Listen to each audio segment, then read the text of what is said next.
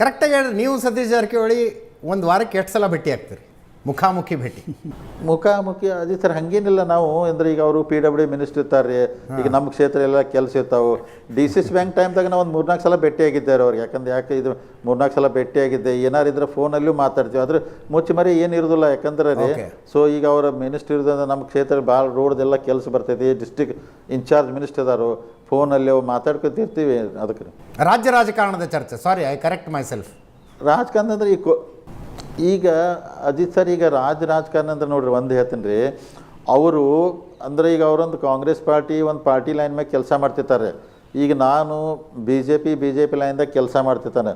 ನನ್ನಿಂದ ಪಾರ್ಟಿ ಒಳಗೆ ಅವ್ರಿಗೆ ಹೆಲ್ಪ್ ಆಗೋಲ್ಲ, ಅವರಿಂದ ನನಗೆ ಹೆಲ್ಪ್ ಆಗೋದಿಲ್ಲ. ಅಂದ್ರೆ ಹಿಂಗಂದ್ರೆ ಅಂದರೆ ಅಂತಾರಲ್ಲ, ರೇಲ್ ಪಟ್ರಿ ಆ ಕಡೆ ಈ ಕಡೆ ಇರ್ತಾರಲ್ಲ, ಹಿಂಗೆ ಹೋಗೋದಿದ್ರಿ. ಯಾಕಂದ್ರೆ ಕೂಡಕ್ಕಾಗೋದಿಲ್ಲ ರೀ. ಯಾಕೆ ಇಲ್ಲ, ಅವ್ರು ನಮ್ಮ ಪಾರ್ಟಿಗೆ ಬಂದರೆ ಅವಾಗ ನಾವು ಕೂಡಿ ಮಾಡೋದು, ನಾ ಆ ಕಡೆ ಹೋದ್ರೆ ಮಾಡ್ಬೋದು. ಇಲ್ಲಾಂದ್ರೆ ಸುಮ್ಮನೆ ಹಂಗೆ ಚರ್ಚೆ ಹಾಕೋತ ಹೋಗೋದ್ರೆ, ಏನೋ ಡಿಸ್ಕಸ್ ಮಾಡಿದ್ರು, ಏನೋ ಚರ್ಚೆ ಆತಂತೇಳಿ ನಮಗೆ ಅವ್ರು ಏನು ಹೆಲ್ಪ್ ಮಾಡೋಲ್ಲ. ಅವ್ರು ನಮಗೆ ಪಾರ್ಟಿ ಲೈನ್ದಾಗ ಹೆಲ್ಪ್ ಮಾಡೋಕ್ಕಾಗೋದಿಲ್ಲ.